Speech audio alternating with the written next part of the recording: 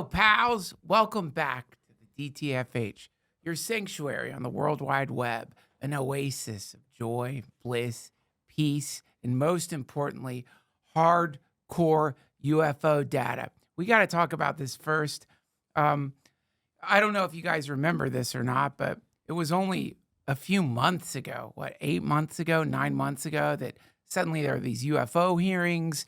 There was talk of UAPs, weird things getting shot down over Alaska, and most importantly, an incredibly annoying smokescreen of bureaucratic acronyms that made no sense, a general feeling of there might be something or there might not be something, but they're having these hearings. Senators, or I don't know if you saw it, but senators were being shown weird top secret shit, videos of them coming out of these meetings, their faces pale, whatever they were shown freaked them the fuck out. And then it all got memory hold, kind of. It just sort of went away. Or maybe we just got bored of it because there wasn't any kind of decisive answer regarding the existence of aliens, alien wreckage, ships, UFOs, hyperdimensional beings. There was so much speculation. We had Tucker Carlson saying these things could be like demonic entities. We had people saying that it's us. It's some kind of new drone. There were rabbit holes after rabbit holes. There was arguments in the UFO community. People were identified as charlatans. People were identified as liars.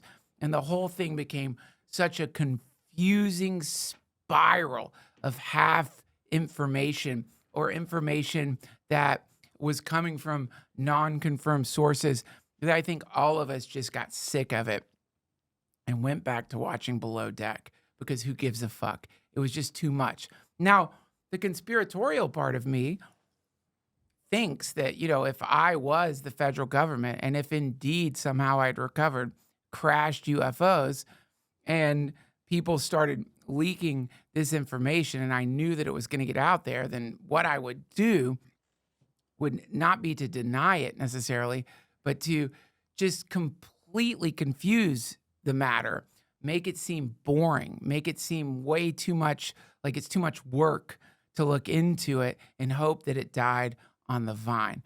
But it hasn't died on the vine. And if you are someone who pays attention to this stuff, then you're already aware of the new drop, which I'm just going to read some of this to you. Can you pull that up, Josh, so people can see it? Pentagon is illegally hiding secret UFO program from Congress, whistleblowers allege. New government whistleblower reveals for the first time the name of the Unacknowledged Special Access Program, USAP, for Unidentified Anomalous Phenomena, UAPs. Now, I just want to stop there. Whoever is doing this, just this, the acronym person in the deep state is a monster, a monster. There's someone who I imagine just like eats liver. Like that's all they do is they love like liver and bland foods and they sit in some fucking cubicle and they're given all the information and their job is to transform potentially like earth-shattering revelations into something so incredibly mind-numbingly dull. And that's the acronym man. I don't know who that is, but they exist. Someone, because, we live in it's a bureaucracy.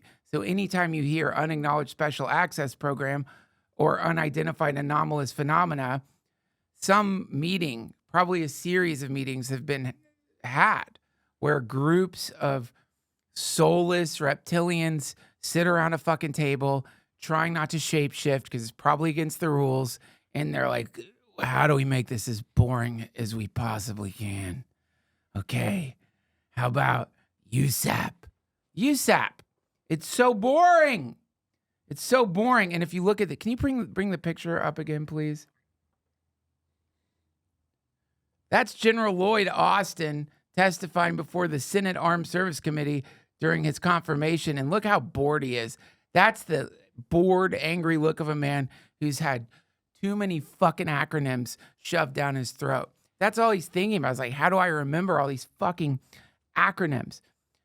They're horrible. Satanic. They're satanic. There's something really dark about it. Now, the good news here is this is very long, and there's a bunch of great takeaways here, but I'm going to show you something that I have started to do. And this is incredible because my brain is slowly dissolving. I'm 50 now and it's just downhill, man. So anytime I have an article like that, I throw it into ChatGPT and hit enter. And ChatGPT, which I hope one day will be implanted in my brain, breaks this down for me in a way that makes it so that I don't have to use my poor, limping, lame. My brain has scoliosis. If it had a spine, it would be twisted. But I'm going to just read the takeaways.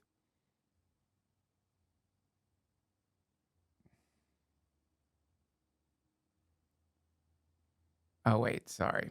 I have to change this.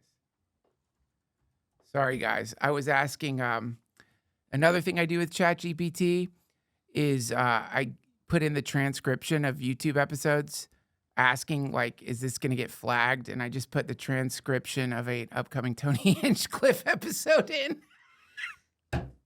It's like, it's all bad. Everything's bad. So now it's just telling me about what I could say on the podcast about UFOs. And I'm having to tell it to reset. Let's try this again. Here we go. Okay, here we go.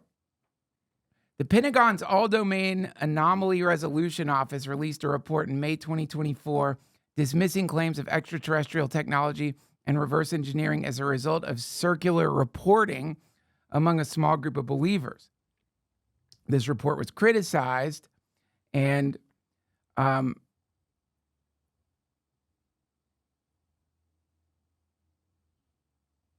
on. The essence of what this is that a whistleblower is revealing that the program that all of the UFO people have suspected is real. Now, this isn't just a bullshit whistleblower. The takeaway from this article, which we have down here, one of these individuals is a current or former U.S. government official acting as a UAP whistleblower. So this isn't just like some fucking baked dude that they found wandering down the street who's like, they got a secret program. This is someone inside. The person has written a report that says the executive branch has been managing UAP/NHI issues without congressional knowledge, oversight, or authorization for some time, quite possibly decades. Now, from what I hear, it's a legit whistleblower. And this does back up what Grush was saying when he came out and said pretty much the exact same thing. Now, the reason, if you're, for my non-UFO people or people who are just bored of this shit or don't want to deal with it, the reason that we're getting these whistleblowers is because they actually passed something. Let me look it up.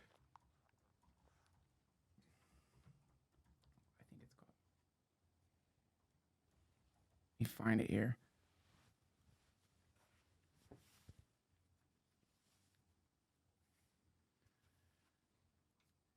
God damn it, it's so hard to parse through this shit. Unidentified anomalous phenomena, UAP whistleblowing under the James Info National Defense Authorization Act for fiscal year 2023. Basically, they made it so that if you're a whistleblower and you come out blowing your fucking whistle, you're not going to get, you will become immune to prosecution if you sign NDAs or whatever. That's essentially what happened, which is why these things are leaking out. Because the people in Congress, once they started hearing whispers of this, they didn't like it. because they want to know everything that's going on. And the idea that there's some secret branch of the government that is outside of the power of the federal government is not only like infuriating for them, but also it's like goes against the Constitution. It goes against everything. This shit, there isn't supposed to be something like that where, because once that happens, it's like, if you ever hear people talk about the CIA, it's a similar thing. Apparently it became so massive and powerful and secretive that aspects of it just grow in the darkness. And there's all these loopholes and ways around disclosing stuff to Congress, to the people. And so this is what this is. And this is really exciting for UFO people because forever we've been hearing that there is some kind of beyond top secret level of the government, some kind of men in black shit that for real, they've there's presidents who say that they've seen aliens. There's NASA scientists and astronauts and people who talk about this stuff in a way that's so frustrating because who do you believe? And so I guess the point is this.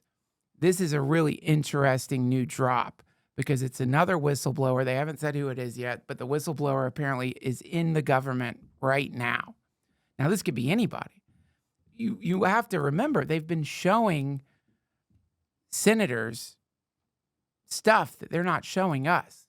We know that for sure. Can you look up a senator leaving UFO briefing? I mean, you just got to see this shit if you haven't seen it yet.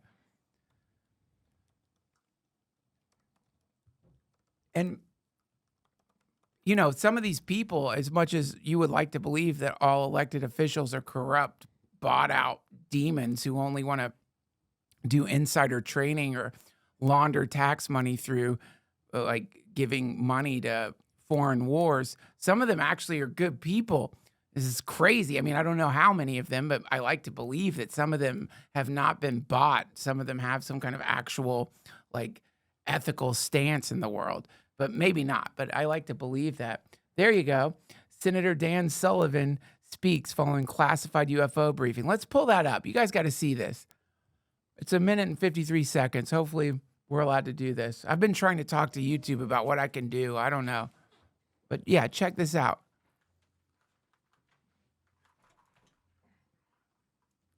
Thanks, Josh.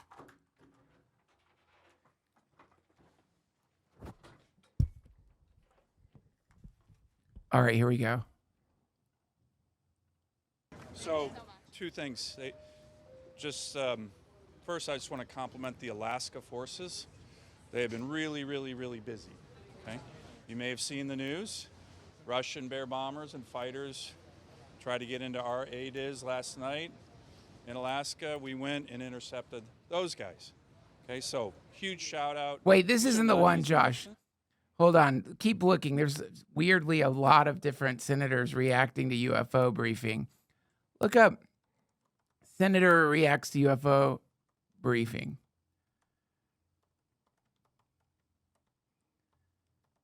And a lot of this stuff, and this is going to make me sound absolutely insane. I guess keep scrolling down. A lot of this stuff will show up and then just disappear. Okay, here, this is good. Just play this one for a second. Why does the most advanced health and fitness... I want to swim in a pool. I want to wear spandex. Unidentified anomalous phenomena. The rest of us call them UFOs.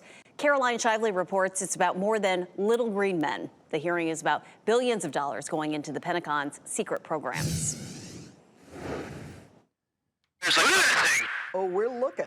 And so is the House Oversight Committee, holding a closed-door meeting Friday about UFOs. This video of a Navy FA-18 jet cruise encounter is just one of the mysteries they're looking into, a sighting already investigated by the Pentagon. Okay, stop there. So this is what we know. And as someone who just goes down every rabbit hole I can find, the way I protect myself from going completely insane is I try to find, what do you actually know? What's the real data points? And one thing we know for sure is these people are being briefed about something that they're calling UAPs. Now, what they're being shown and what they're being told, we don't know. Let's see if this is a guy reacting to it. Tens of millions of dollars on something that they say doesn't exist. You know, and I'm not talking about little green men or flying saucers. I'd just like to know what they're spending the money on. Congress seems less interested in outer space than the inner workings of secret Pentagon programs. Okay, stop it there. So what we're looking at here is, if it's real, it's the biggest scandal ever. Like, it's so crazy to imagine that there's some mutant branch of the federal government that is not controlled by the normal systems of control, and that these people are dangerous. Now this is not, I can't verify this stuff, but supposedly the reason people haven't been blowing the whistle about this is not just because they signed NDAs, it's because they'll fucking kill you. Like, they take it so seriously. They're murderous. And Grush, apparently experienced all kinds of bizarre attacks in lots of different ways because they have infinite funding. That's the other problem. It's like these people, they apparently have all the money. They could do whatever they want. And where it becomes infuriating, aside from the fact that we all pay taxes, and if you're paying taxes and that money is somehow being diverted into a program benefiting people that you don't even know exist, who haven't been elected, who have agreements with private contractors like Lockheed Martin, Raytheon, or whatever, and that this is just a way of pushing taxpayer money into the military-industrial complex without anyone being aware of it, with no oversight. The other reason it's infuriating is that there is some possibility that, assuming these aren't aliens, or if maybe they're reverse engineered, hyperdimensional ships, who the fuck knows? But there's some possibility that they have discovered something that would completely change the way we do everything. That whatever these things are using to move through time space, we could use, not just for surveillance drones or some war machine, but potentially to change the way we get from point A to point B. And maybe it has something to do with energy. Maybe they figured out a way to derive energy from the quantum vacuum or something like that. Regardless, when you start seeing things like this pop up, if you're like me, you have to overcome the frustration and understand that just anytime anything like this makes it to the surface, it's a big deal. Even if they memory hole it again, even if they acronym it into meaninglessness, the fact that stuff like this is continuing to bubble to the surface shows there's a lot of stuff happening underground. There's a lot of movement happening underground. And the more that people come out and whistleblow, the more other people feel the courage to come out and whistleblow. Because usually things like this are like little holes in a dam. And eventually there's no way that they can stop the leaks. And then the dam explodes. And then maybe we will finally get the stoner's dream of disclosure. Finally. We've been being edged, friends. You know how it feels. All of us have just been being edged by some invisible fucking hand for years. Years. And not just because we've heard stories out there that these things exist, but because some of us who have used psychedelics have experienced visions implying the existence of these things. Terrence McKenna was the best at articulating these things. When I try to talk about visions I've had or things I've seen, I just sound like a drooling dope.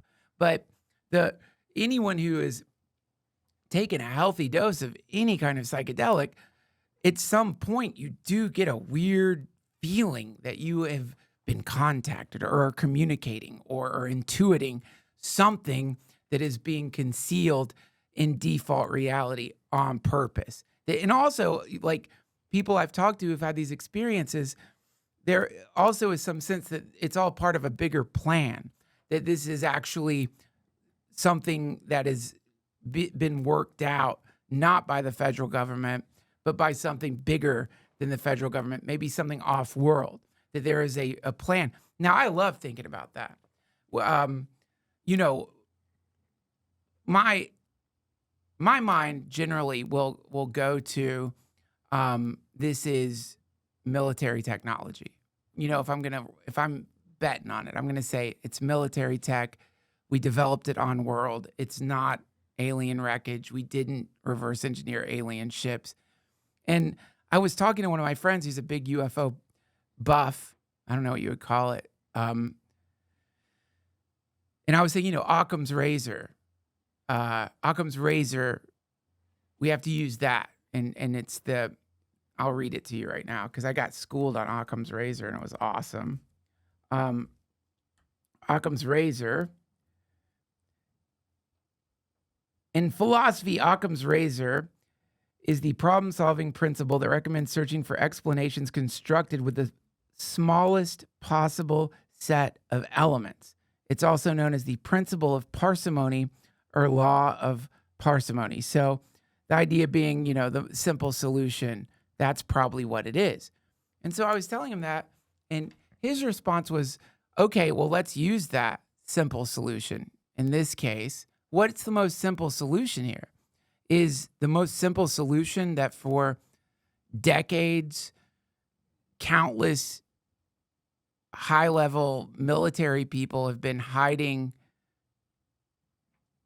huge leaps forward in our understanding of physics, that somehow all of the scientists, all of the people all the physicists who've been participating in these programs have shielded the public from their discoveries? Or could it be that the most simple solution is the people flying the jets are seeing UFOs that aren't our shit? That maybe that's the most simple solution. I don't know. I don't want to believe it because I don't want to get my hopes up. And maybe that's not a thing to get your hopes up about, by the way.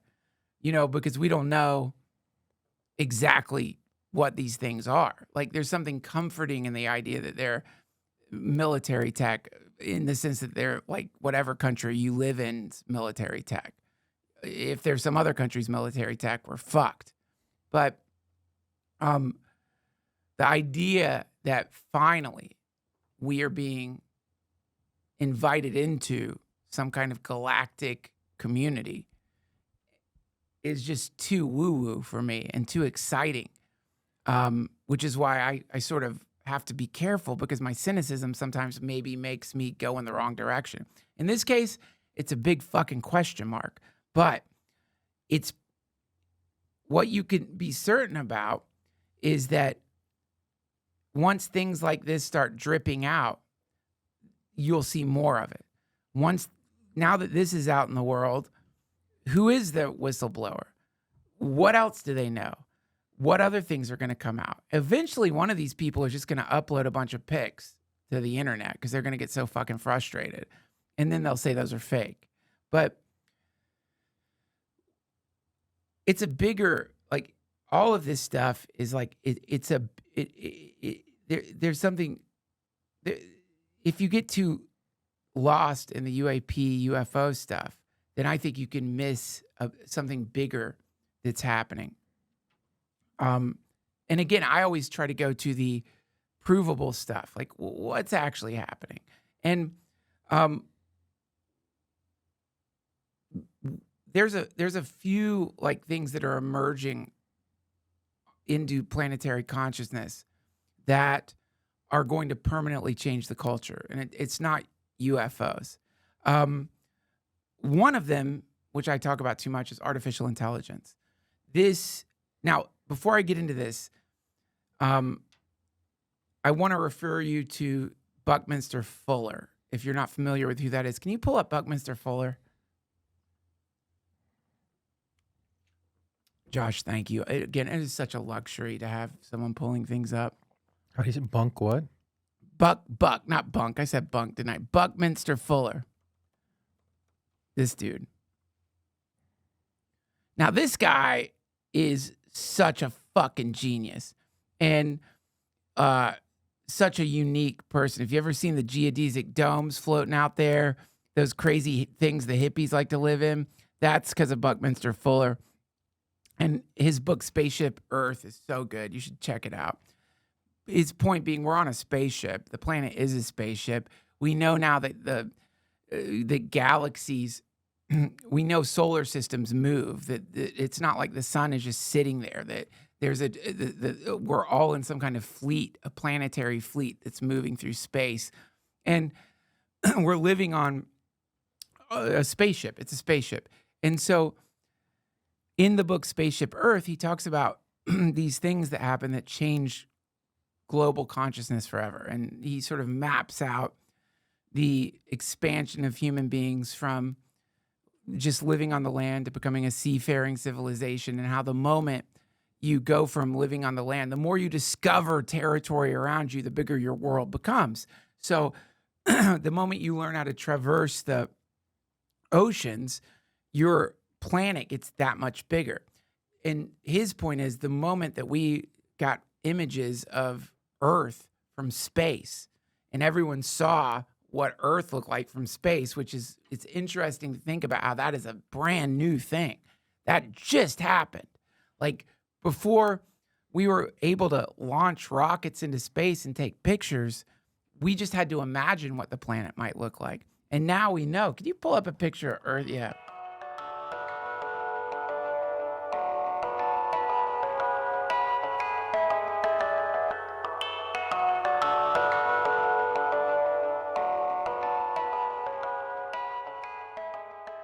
This episode of the DTFH has been supported by the Wizards of Health over at AG1. Now, they didn't ask me to talk about my colonoscopy, but I do want to say that just yesterday, I was laying on a table with a camera investigating my ass.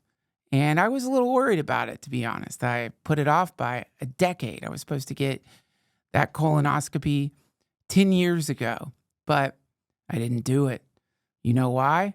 Because I didn't know about propofol, or I would have done it every year throughout my 30s and 40s. The point is, guess what? No polyps, nothing. A pristine rectum. Now, I don't know how much AG1 had to do with this, but part of me thinks, is this because of that sweet green nectar of life that I drink every morning? Is this because I've been slurping back AG1 with the passion of a vampire landing on a puddle of human blood? I don't know. I'll never know. But one thing I do know is that AG1 has all the components within it that one might expect to lead to a non-terrifying colonoscopy. Now, AG1 contains prebiotics, probiotics, and gut-supporting ingredients to support your digestion, reduce bloating, and keep you regular. You know, I forgot to ask my doctor if he thinks that this is because of AG1, and that's because I was in a blissful propofol haze when I came out of it, and told my wife that Jesus came to me and said we should have another baby, which I don't remember saying. In a research study, 97% of participants felt digestion improved after 90 days of drinking. Now, again, this is what they tell me to say. Maybe I'm a sucker for the placebo effect, but when I drink this stuff, I feel good right away. They did not tell me to say that. I'm just reporting subjectively my own experience. It feels like prana, the energy of life, is flowing through my body. So start with AG1 and notice the difference for yourself. It's a great first step to investing in your health, and that's why they've been a proud partner of mine for so long. Try AG1 and get a free bottle of vitamin D3K2 and 5 free AG1 travel packs with your first purchase at drinkag1.com/Duncan. That's a $48 value for free if you go to drinkag1.com/Duncan. Check it out.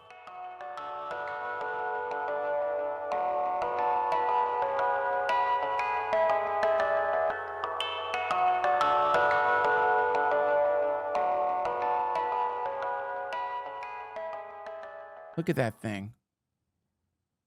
Isn't that amazing how they lie to us and say it's a ball when it's flat? You know, one of the scariest things one of your friends can say to you is, I'm not really sure what shape the planet is. Because, like, if they're saying that, they're sliding down a really dark, slippery fucking slope. They're thinking a lot of other stuff, too.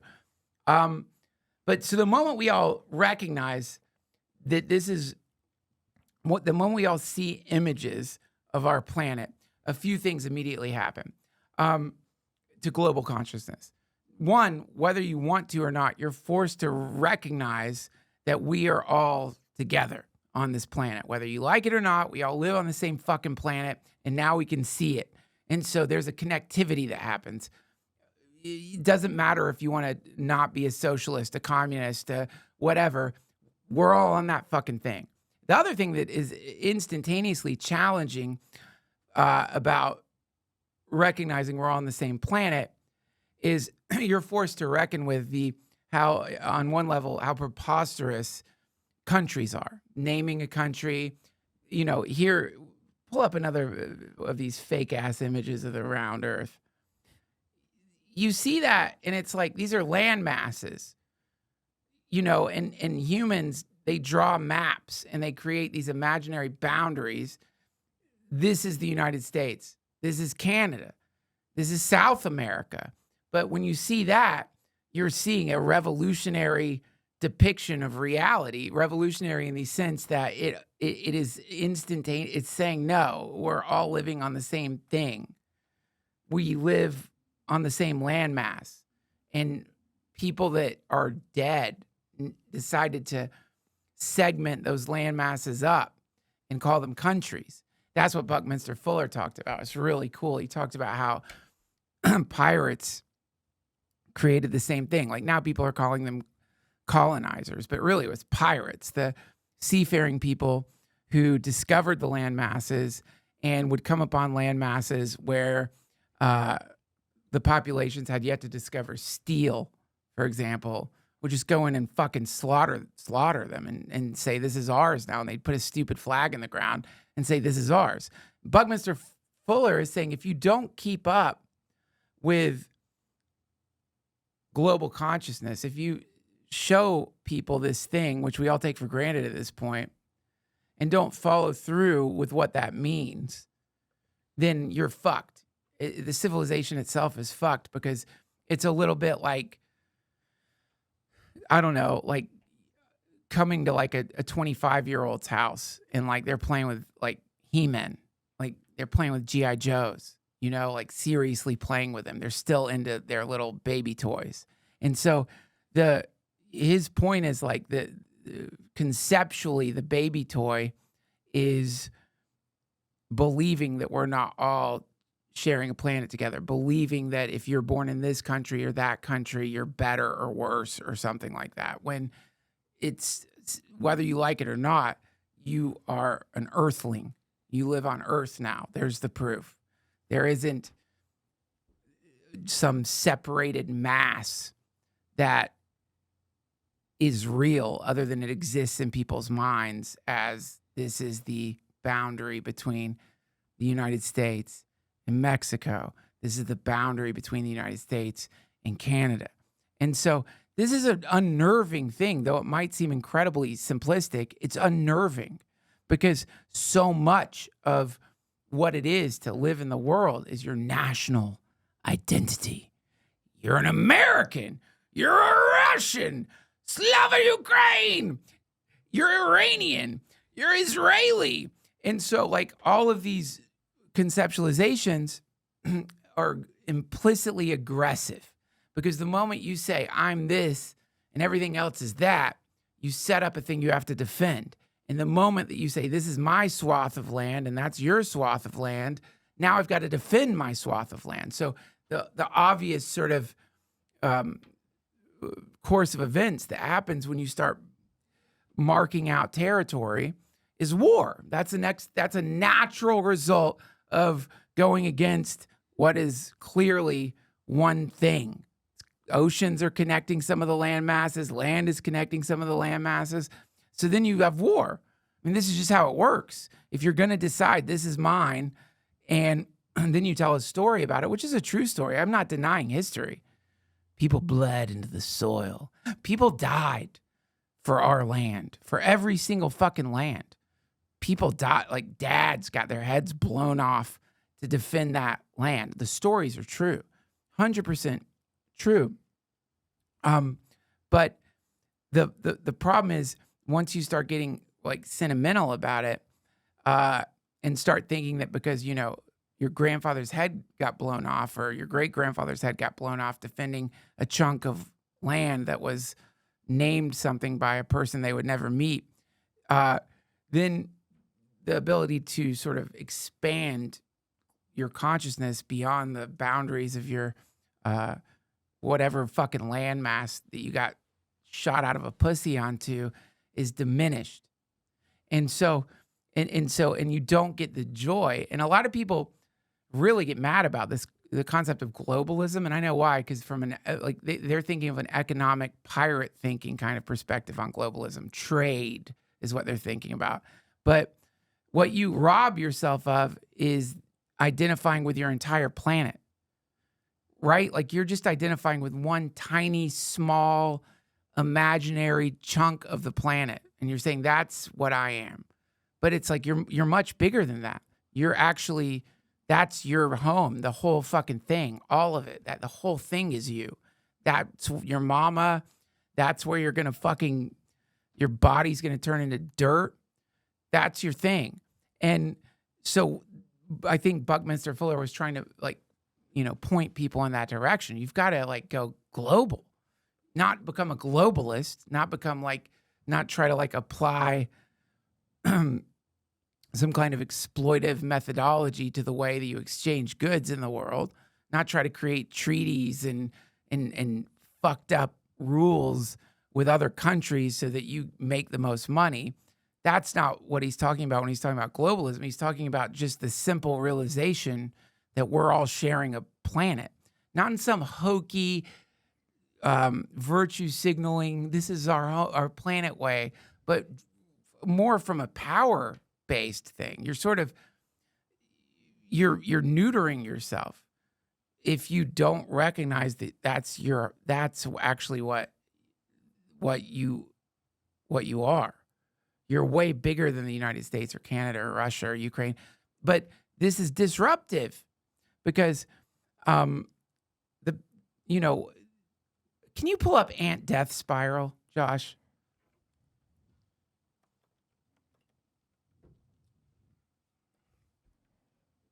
Will you put up on YouTube, please? Yeah, look at this shit. This is one of the craziest things ever. You could turn the volume down.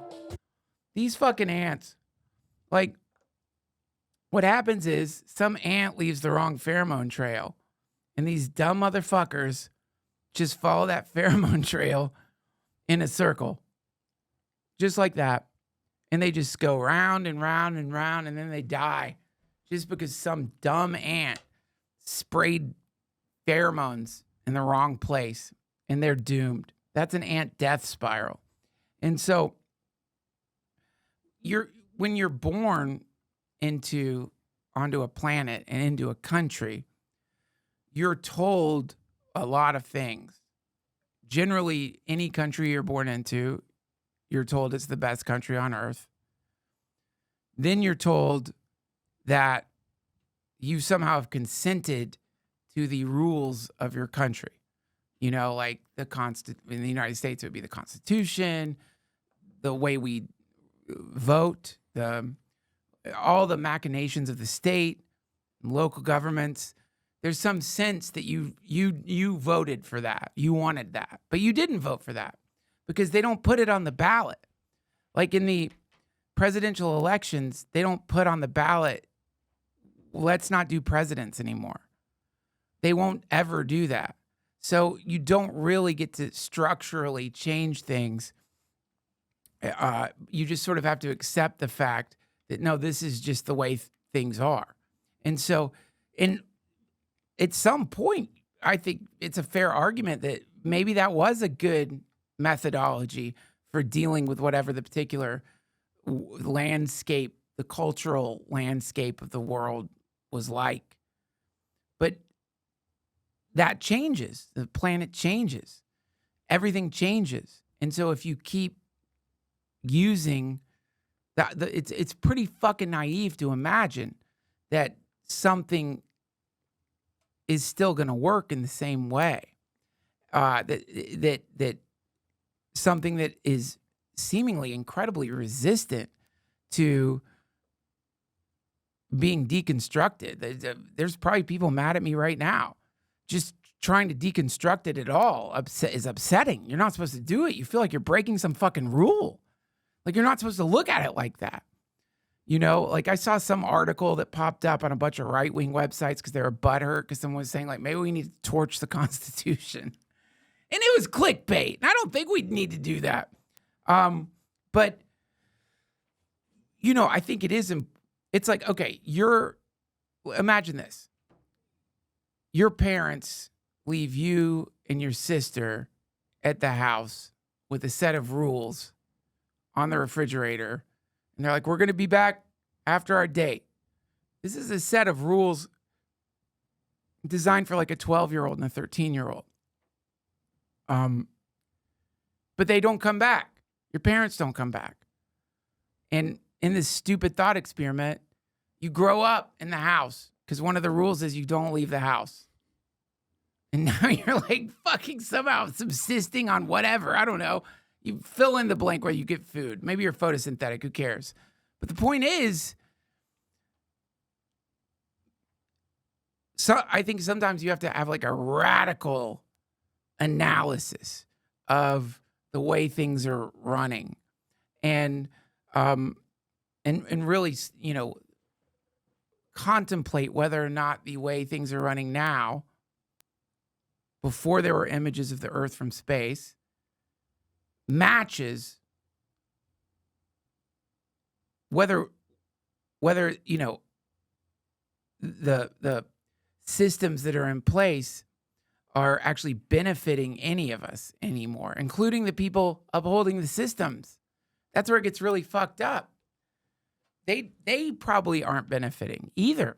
They're probably miserable, top-down misery, just because it's like, this is just what we do. Don't you see the note on the refrigerator? It's what we do. And I know that the system in the United States evolves and changes, and there's new laws, and laws are erased, and it does grow.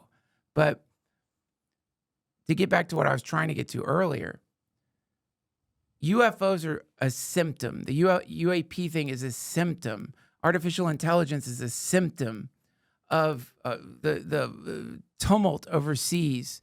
If you are overseas, some of you watching might actually be in the middle of some war zone. But for those of you who aren't, the hurricanes, the way that, you know, I don't know how many times I've seen on the internet someone saying like, I don't want any more history to happen. So if you look at what's happening, it's not just UAPs. It's some form of accelerating series of historic events that we're all experiencing. And so if you have an accelerating series of events that would be talked about for hundreds of years if another one didn't follow, and you tried to apply the rules of a time when those things weren't happening to the fast times, you would be in fucking trouble. Some kind of way of adapting to rapid change needs to be implemented. And if you start applying bureaucratic, archaic systems to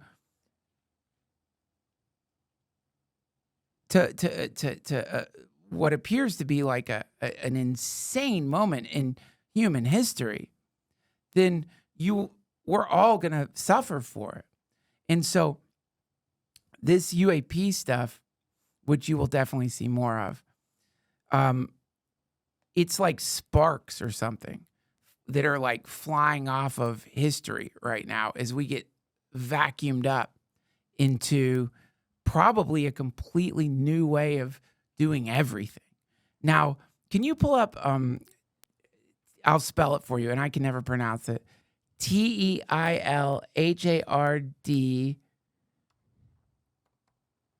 Taylor Desjardins. T-E-I-L, sorry. Hard. Yeah, that guy, Pierre Taylor. Yeah, pull him up. You guys, you should check this guy out. Because if you're familiar with Terence McKenna, he would talk about essentially what Pierre Taylor Desjardins was talking about before any of the stuff McKenna was experiencing even existed. And so, let's see, I'll just read what it says. He called it the omega point. And essentially, like, the omega point was a way of describing the singularity, but maybe from a theistic perspective. Maybe scroll down and I'll read it so I don't completely fuck it up. He was trying to find a way to deal with, like, evolution and Christianity simultaneously. Oh, wait, this might be it.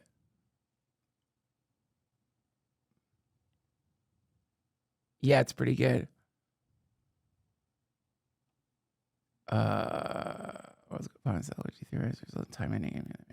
Okay, yeah. I'll just read this part. Forces of compression. Taylor calls the contributing universal energy that generates the omega point, which, by the way, the omega point is what he called a place of maximum harmony and maximum complexity. It's the end of time. The contributing universal energy that generates the omega point forces of compression. Unlike the scientific definition, which incorporates gravity and mass, Taylor's forces of compression are sourced from communication and contact between human beings. This value is limitless and directly correlated with entropy. It suggests that as humans continue to interact, consciousness evolves and grows. For the theory to occur, humans must also be bound to the finite earth. It's like you can't build up the pressure he's talking about if we could get the fuck off the planet. Because if there was a million other Earths that were like inhabited with people you agree with or less people or no people, no one would be on this Earth anymore. There would only be a few people living here. We'd all evacuate. So he's saying you got to like lock them in the room, essentially. The creation of this boundary forces the world's convergence upon itself, which he theorizes to result in time ending in communion with the omega point God. This portion of Taylor's thinking shows his lack of expectation for humans to engage in space travel and transcend the bounds of Earth. So, again, you have to realize this guy, there was no internet when he was alive. And he talked about like that Earth would grow a kind of global consciousness. He didn't know it'd be the internet, but he knew it was coming.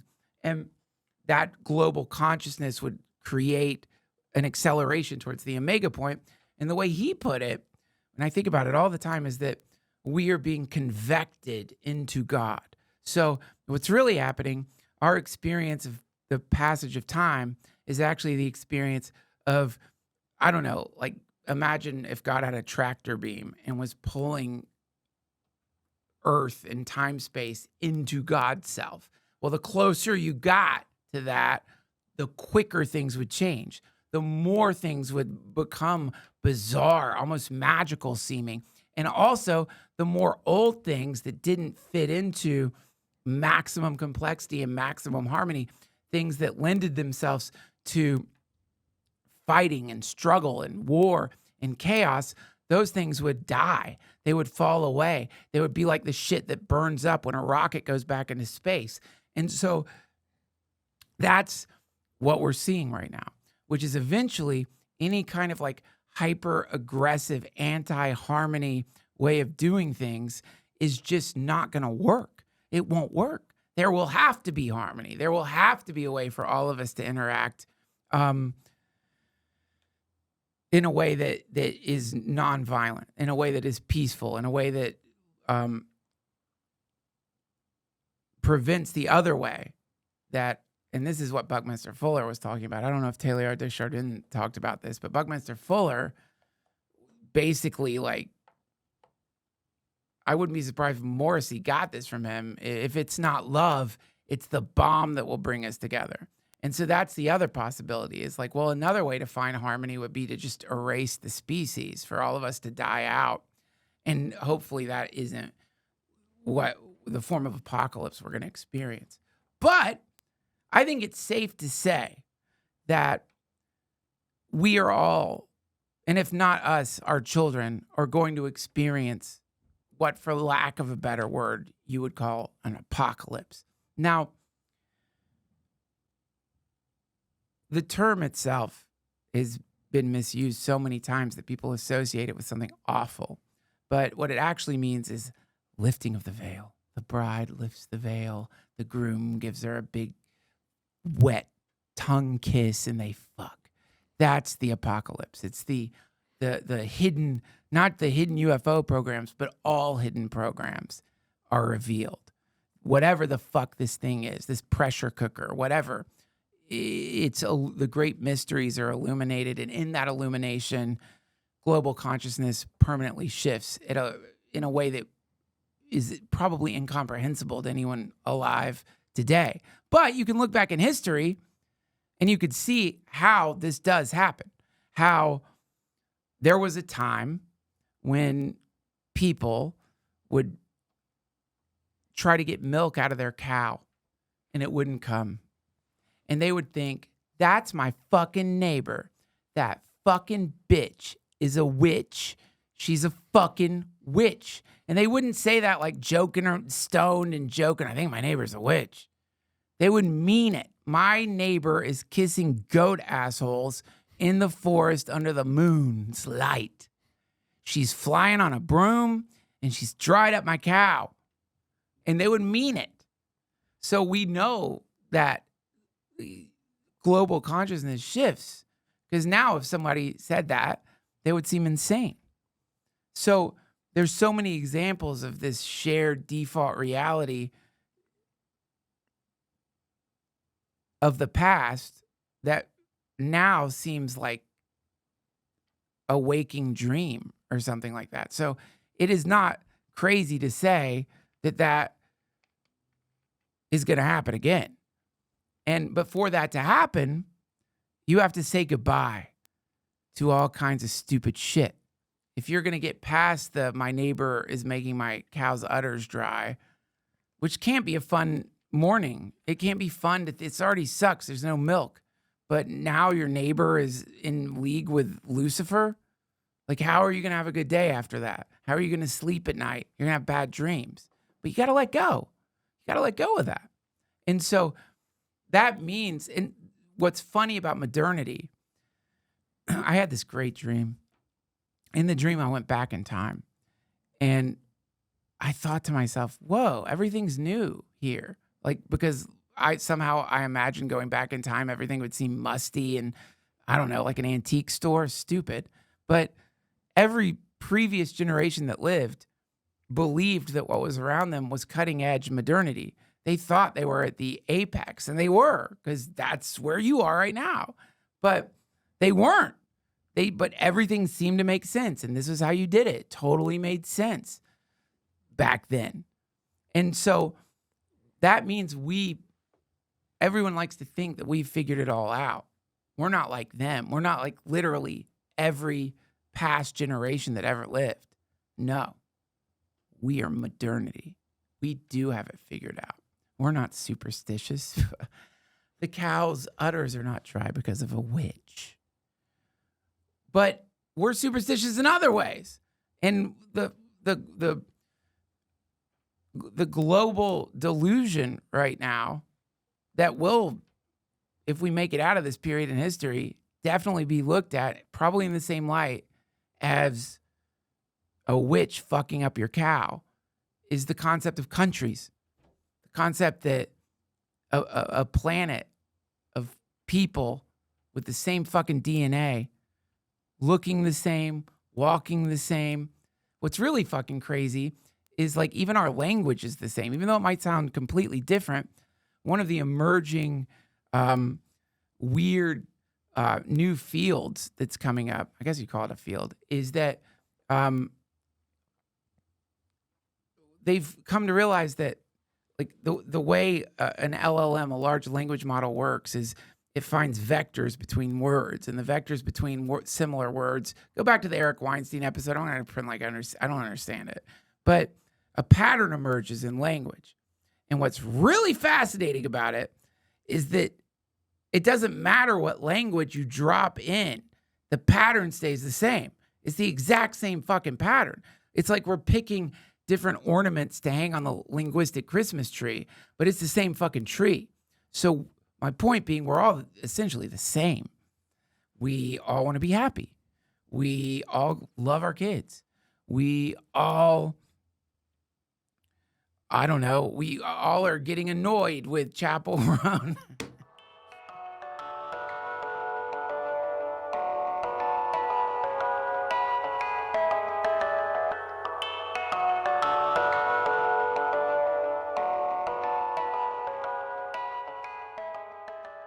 Okay.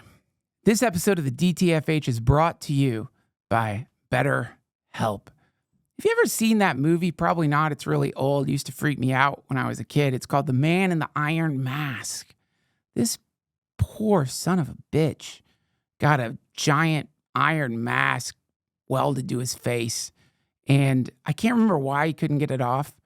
I mean, obviously it was iron, but it feels like, probably if he really wanted it off, he could have found a way to get it off. But for the sake of the movie, the point is he's stuck with this heavy thing on his head that some sociopath, I don't remember the whole story. I just remember it freaked me out. The point is, this can happen to you as a human being. You don't know you're wearing an iron mask. You look in the mirror, you don't see some medieval welded together torture equipment on your head. You just see your face. But the problem is, it's not even your face you're looking at. You know the thing? It used to happen to me. I'd look in the mirror and be like, you fat fuck. I don't know if you do that or not, but I used to. I would just insult myself. The opposite of what people have the sticky note on their mirror and they're like, you aren't beautiful. I love you so. I would be like, look at you. Look at you wreck. You're like a wreck. You're like a derelict boat in the Antarctica. Fat derelict boat. Just a piece of shit. I used to say that to myself, but then I got into therapy. That was my mask. I glued it on, or it got glued on me, or I don't know what happened, but this is what happens as a kid. These poor little kids out there, they're just like soft wax. You are a soft, waxy brain. And then, when the Game of Thrones or the kings are always shoving their ring into the wax, that's your childhood. And sometimes that ring says you're a dick. And then your brain just decides that's what you are. It's a mask. It's horrible. This is why therapy is great. I'm not embarrassed that I went to therapy. When I went to therapy, when I started going, I remember telling the therapist, this will never work on me. What you're saying here is I'm always going to kind of secretly hate myself. And she got this smile on her face. It was the coolest smile either, because lots of her other clients had said the exact same thing to her. And it changed my life. Sorry if that's cheesy. And I'd say that whether or not I was doing a commercial. Changed my life. And so it could change yours. If you're thinking of starting therapy, give BetterHelp a try. It's entirely online, designed to be convenient, flexible, and suited to your schedule. You just fill out a brief questionnaire to get matched with a licensed therapist and switch therapists anytime for no additional charge. Take off the mask with BetterHelp. Visit BetterHelp.com/Duncan today to get 10% off your first month. That's BetterHelp. HELP.com/Duncan. Thank you, BetterHelp.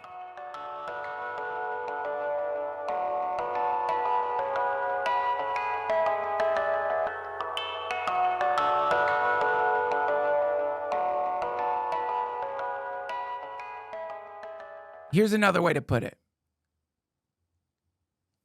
At some point, there was a fish swimming around a beautiful coral reef a long, long time ago. And this fish didn't know it because it's a fucking fish. But had mutated in a way that was creating an eye, some rudimentary, low-level way of interpreting photons.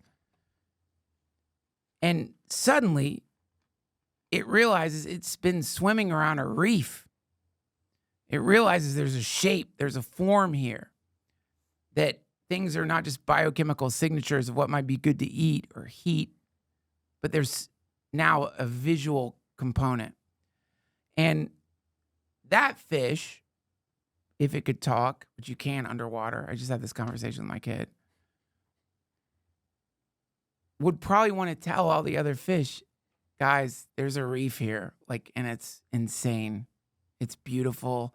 There's parts of it where the food that we're always looking for just is, so we don't have to just smell our way to it anymore. That fish would sound out of its fucking mind. It would sound like a witch, probably. It would be able to like go to the part of the reef where there's food, and the other fish would think it's a Jesus fish. It's working miracles here. What the fuck is that? And it's not doing anything special other than it can see a thing that all the other fish can't see. And so gradually, I'm assuming the fish that has eyes is going to be the one all the other fish want to fuck. So that fish produces more fish that have eyes, and boom, now we've got fish with eyes that stare at you when you catch them, pluck them out of the ocean, and they lay on the boat, and they look at you with those dead eyes. You know, I often think about, like, if fish could emote, like if fish were able to do more than just, like, do that, like, Botox stare at you after you catch them, but you could see, like, they could scream or cry or look sad even, that I wonder if we would eat as many fish. Like, if only they had evolved the ability to emote. So that happens. That's another thing. It's a data point. This happens. Things that we thought weren't there because we didn't have the ability to see them, suddenly we can see them because we grew a new appendage. And so the other thing that the implication of living on a planet is that's spinning is we're in a centrifuge. It's some kind of planetary centrifuge. We're stuck. We're spinning. And what happens on Earth, because we're in a centrifuge, is the same thing that happens when you throw a bunch of shit in a centrifuge. It eventually blends together. So we've all heard about like microplastics, right? Like we all have microplastics in our bodies, and we've essentially started to merge with plastic. And if you've ever seen The Fly with Jeff Goldblum, oh my God, it's the best. He's like inventing a teleportation mechanism. And basically, I guess the computer deconstructs his body, sends him across the room and reconstructs it. And the fly, this poor motherfucker, a fly gets into his teleporter. And so the computer reconfigures him with the fly. And, you know, it's just, the movie is just all about him dealing with the fact that like his dick is falling off and he doesn't care because it feels so good to be a fly. And so that's what we're all experiencing, but in a much slower kind of way. We're blending together. We're merging. We're not just merging because we're fucking each other.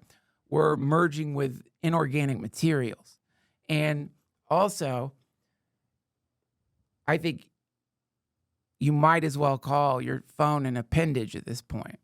Yeah, it's like a modular appendage that you can like put down and you can lose and you can find and you can get a new one. But it's an appendage. It's a thing that's always around you. You can't function in society without the fucking thing. You feel like you're doing something special if you spend an hour without your phone.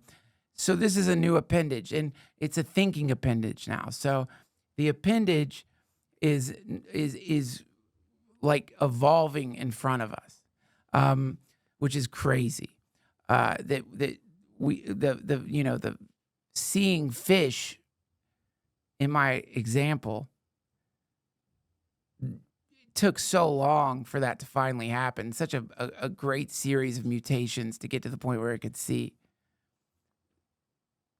Because we live in this crazy timeline, now we are watching, we've grown an appendage that is giving us all kinds of crazy abilities. We can now instantaneously communicate with the entire planet. We can order food on our appendage. If you want food now, all you have to do is type a few buttons on your appendage.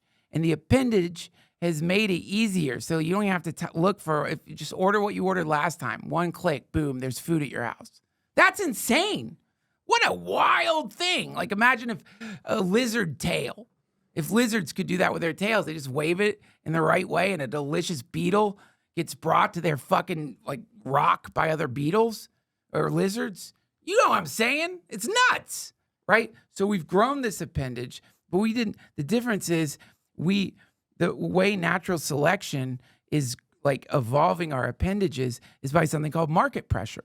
It's anytime there's a need for something in the market, things evolve. Better phones, poor Apple. They already gave us this insane fucking thing. It's crazy what it does.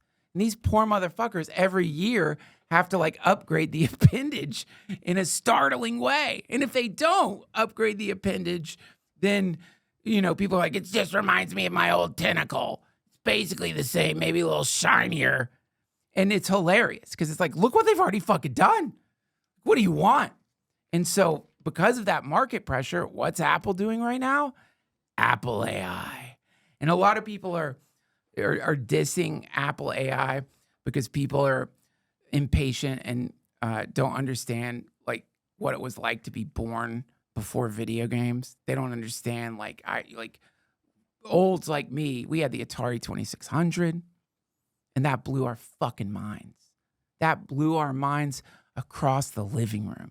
Like it was the most insane thing to control something on the TV with a dildo. Wow. Magic. And so olds like me, whenever something like starts popping up like Apple AI, we look at it from the bigger perspective, Atari 2600 to Elden Ring. Like that is insane. The short amount of time between what video games were and what they are now and what they're becoming. It's crazy. So when Apple Intelligence pops up, I don't look at that as like, yeah, it's not going to work at first. Of course it's not. Yeah, they're not going to release it right away. It's going to slowly drip into our machines, but this is it. The appendage is now becoming a brain. It's gone from being a transmitter and a receiver to a fucking brain. So this thing that we are now carrying around with us is going to start thinking. Maybe not like us, but it's definitely going to start thinking. And then the obvious next step is that the appendage, it's annoying to carry the fucking appendage around, isn't it? I don't like it. Do you like the feeling of a essentially like a mini TV in your pocket? It's hot, beeps.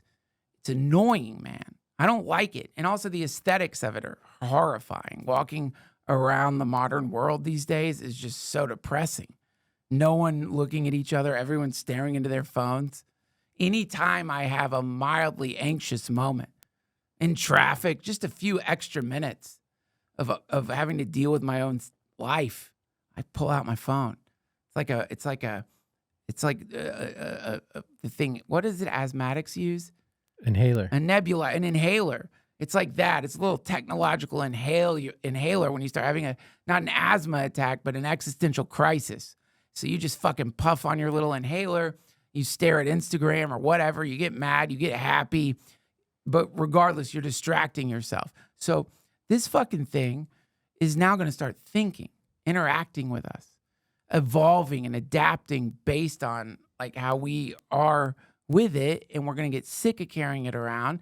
And it's going to help us. That's the other thing about the appendage. The appendage is going to help us evolve the appendage even faster. It's going to discover things. It's going to innovate ways of coding and of doing stuff that we haven't even thought of yet, which is going to allow next year Apple to come out with who knows what. The Apple Time Traveler, the Apple Teleporter, whatever the fuck it is. And so eventually, if you look at what Zuckerberg's doing with the glasses, going into our glasses, friends. It's going into our glasses. And then it's going into our brains. And then it's not going to seem like something other than us anymore. It's going to seem like us. And while all of this is happening, and yeah, maybe it's 20 years before we start getting neural implants, pull that shit up. Look at Zuckerberg wearing these things. Just like if you're can you pull that picture of him up on the side there? Look at that. That's like every peeper. That's like, voyeurs, like who can now don't have to bring a camera to film the people that they're spying on. They just fucking press a button on their glasses. What a nightmare. But that thing's going to have AI in it. It's going to talk to you. It's going to tell you where to go and what to do and ask you how you're doing. And it's going to develop a relationship with you. And pretty soon it's going to start thinking like it's going to be your thoughts. And you got to wonder, our thoughts, like it's weird, right? They don't really seem like part of us. You got to wonder, did it already happen? Did we absorb some kind of AI into our heads and now we say it's our thoughts? But regardless, we're going to have this aspect of our consciousness that is us and isn't us. And it is going to do two main things. The first one is what it's already doing. It's going to cover default reality with symbols that you can't normally see. The name for it would be augmented reality, but they're already augmenting reality. Anytime you look at your phone, you're seeing a distorted version of reality, whatever your data source may be. It's already augmented reality. It's already you hold in your head some idea of all your connections on Facebook or Instagram or your phone. Your phone like sends a signal and you feel connected to a person. And so it produces a kind of interiorized augmented reality, which is an augmented reality of connection and controversy and knowing people that you would normally never meet or know about. So it's already distorting reality in the sense it's producing a secondary reality that we are calling reality. But then the next thing it's going to do, once we get the glasses and once the tech gets a little more advanced, is it's going to change things in the visual field and probably the auditory field. So in other words, like if there's certain things in reality that trigger you, theoretically, you would be able to get this thing to blur them, erase them, replace them. If there's language that you don't like, then theoretically, this thing could take any incoming language and adjust it according to the language you'd like to hear. So it's going to create a kind of bubble reality around everyone, a comfort bubble within which you are going to have unprecedented control over the way the world looks and how you understand other people around you. So that's one thing it's going to do. And that's the scariest thing it's going to do, because that's going to be a very like fragmentary sort of thing. Is it good that we are all suddenly living in our own subjective universes technologically? We already are anyway, but suddenly technologically, we're all seeing completely different things, which, by the way, is what all the New Age people have been saying is happening anyway. You know, that like you are shaping and forming your reality already. The thing is already happening. The goddamn meat computer in our heads is doing that already. It's taking a bunch of disparate phenomena and weaving it together into a universe that we believe is real. But everyone knows your universe and my universe, though we are seeing similar things and we might agree on certain things, we disagree on so many things, and everyone perceives things differently. So we're all already doing that. Now double that confusion by adjusting reality according to whatever it is you want to see. So that's one thing it's going to do. The next thing it's going to do is more like the fish in the reef thing. The next thing it's going to do, and this is where it gets really scary, is it's either going to help us see something that's always been here that we've never seen before, or it's going to trick us into thinking we're all seeing something that's never been here before. And will it matter? will it matter if we actually are seeing the reef or if it's dreaming up the reef for all of us to share together? So that's where it gets weird. And that's where we get into the apocalypse. That's where we get into, like what all of this stuff that's happening is leading up to. Because there's missing pieces in the formula. For example, if I want to have pure augmented reality glasses with the processing power to interact with an AI, a very powerful AI, and also project whatever I want to see into the world around me, I'm going to need a super fast computer. And that brings us to quantum computers. Will you pull this up, Josh? You know, I guess don't play the sound. I don't know why I'm pulling this up, but I just stumbled upon these Forbes YouTube videos, and they're so fucking good. But basically, I went down a deep quantum computing rabbit hole. And this is her describing how quantum computers work, which is insane. I wish we could play it. But a few things about quantum computers. I guess go back to the image search, Josh. One is, I always thought these things look like something like steampunk or something out of H.P. Lovecraft. Like, pull up that. Any one of them. So that's a quantum computer. And I always thought that the stuff you're seeing that looks like something Tesla would build or something like that, I always thought that that was the computer. In fact, that is not the computer. That is like essentially a freezer. The quantum computer chips to function, they have to be the coldest thing in the universe. So that weird looking thing is getting the chips cold enough so that they could process these qubits, so that they could within these qubits, they're working with quantum superpositions, things being yes and no simultaneously. And somehow that speeds up processing power exponentially, like in ways we can't even imagine. And Forbes, at least in the video I watched, what they were talking about is encryption.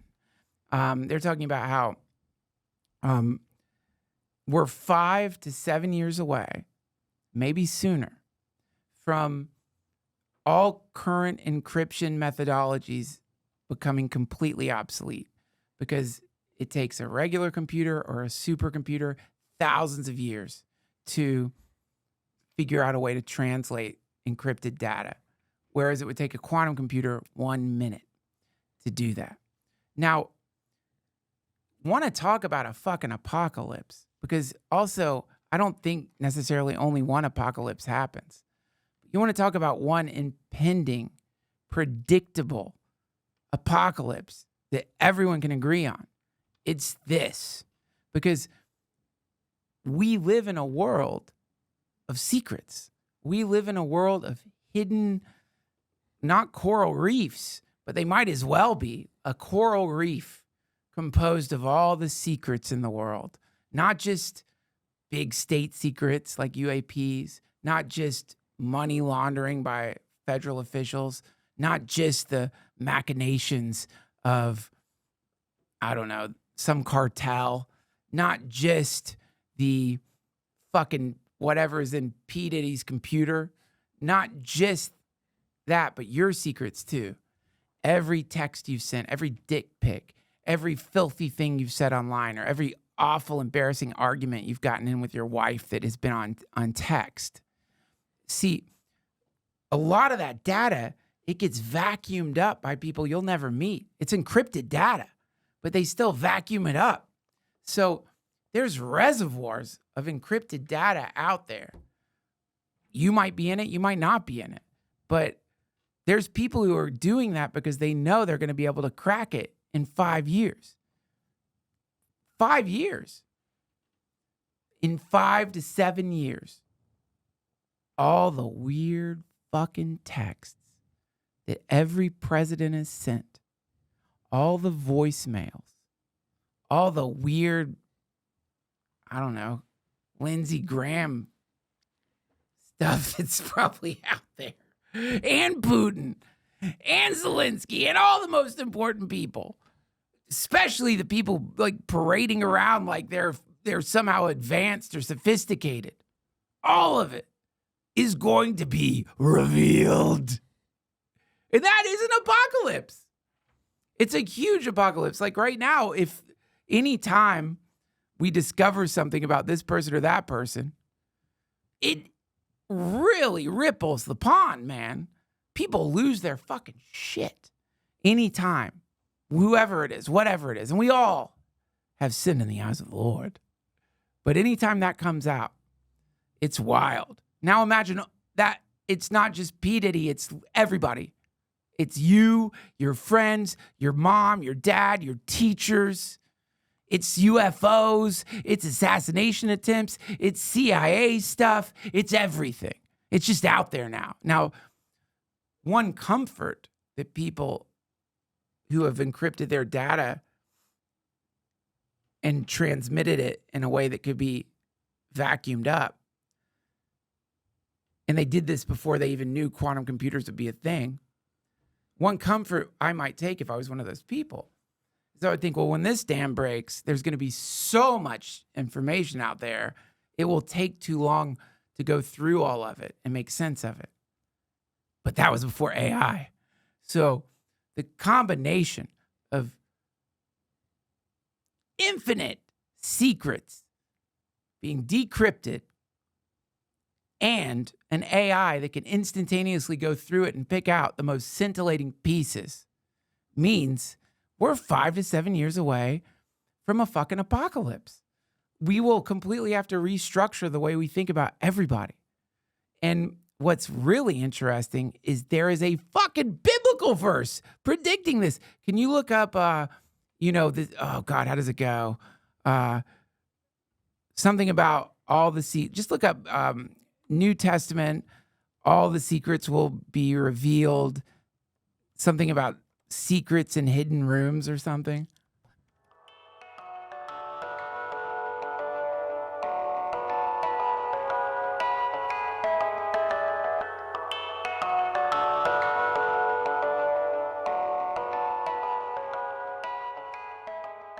I want to thank Built for supporting this episode of the DTFH.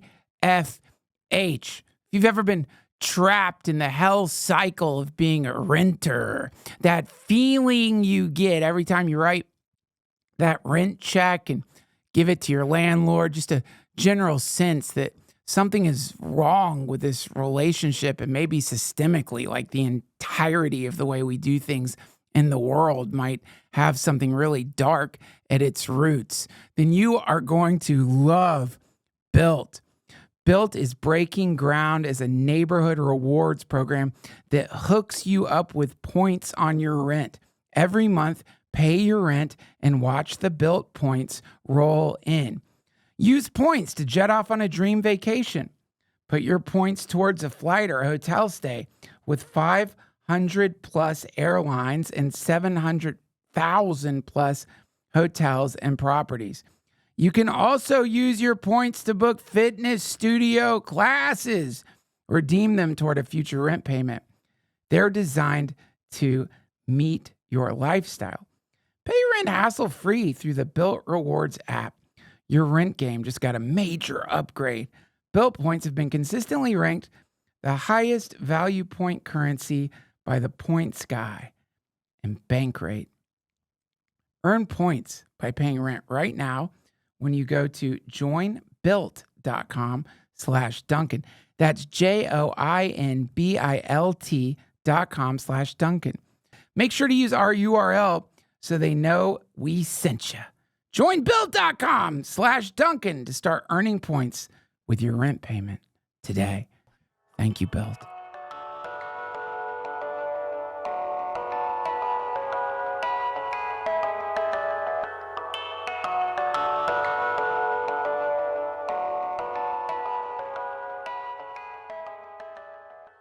Yeah, Luke 12:2. There is nothing concealed that will not be disclosed and nothing hidden that will not be made known. That was a long time ago. They didn't know there was going to be quantum computers, but that was one of the apocalyptic prophecies. It's just, none of this tech existed back then.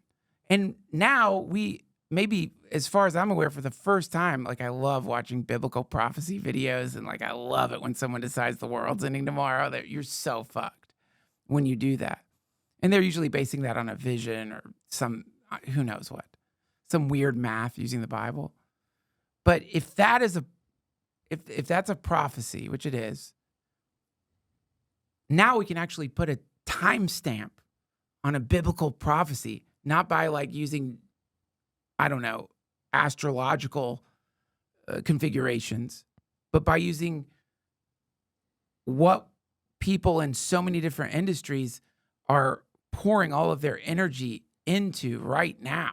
It's a race. It's a quantum computing race. Because the first person to get one of these things going in a way that they could decrypt data, holy shit, they're going to be on top of the world. They're going to know everything about every other country and every other state and all their citizens, everything. And so it's a huge race right now. That's what Forbes was talking about. But what's really weird about it is, and I think Forbes kind of buried the lead on this one, because nowhere in that YouTube doc did I see someone saying, this is the end of the world, man. Like, we are fucked. Like, not only is encryption going to become obsolete, but they don't really have a good way to replace it yet. There's ideas, there's theories, but to implement that on a global scale, how? How are you going to do that? It's going to be at least a year of any text you send. People are going to have to start sending mail again. People are going to have to start like using pigeons. Pigeons will be safer. We'll see pigeons flying over with dick pics in their beaks.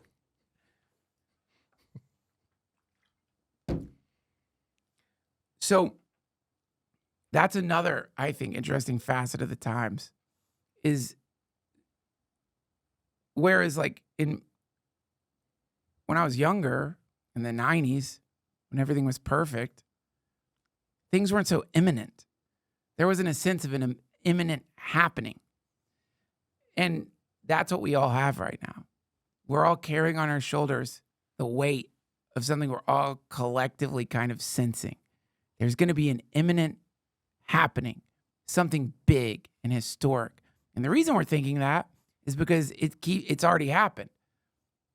And we're programmed to look at patterns. You know, how many times in the last decade have things just like completely changed in extreme, bizarre ways? How many times have there been moments that make Watergate just seem like nothing?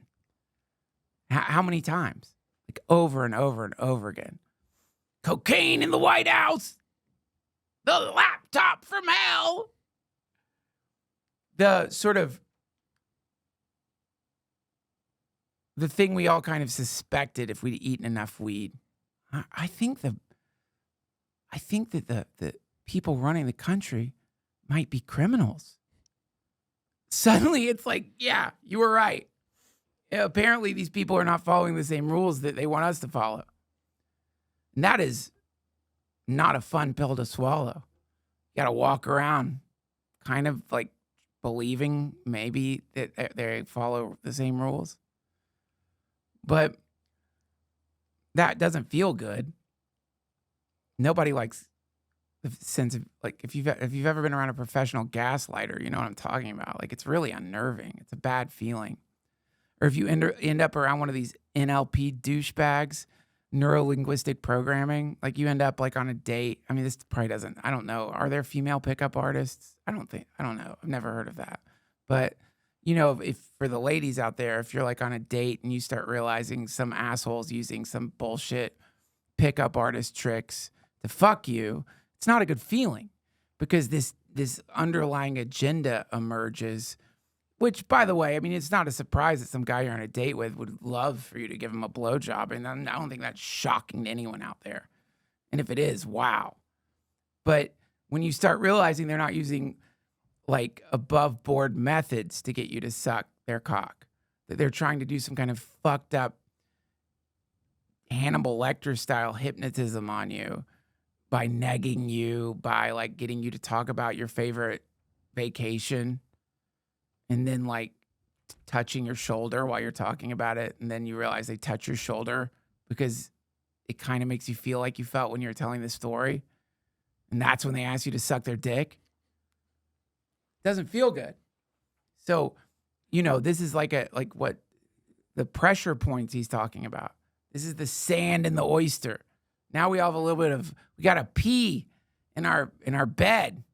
We've got a little bit of, we got a little pebble in our shoes.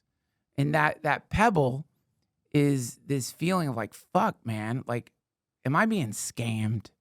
Like, are these people that we're all voting for, are they good people? And so that's a bad feeling. And so